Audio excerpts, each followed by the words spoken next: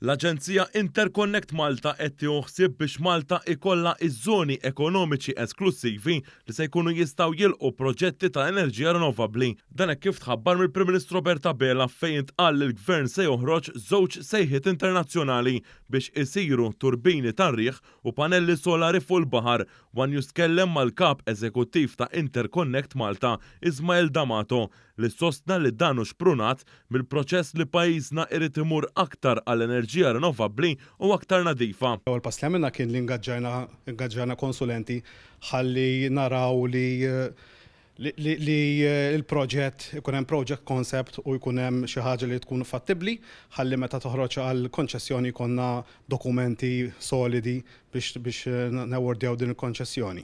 U spjega li Interconnect Malta mhux qed taħdem dwar dan il-proġett b'mod iżolat imma qed jaraw biex tkun integrata wkoll l-enerġija rinnovabbli.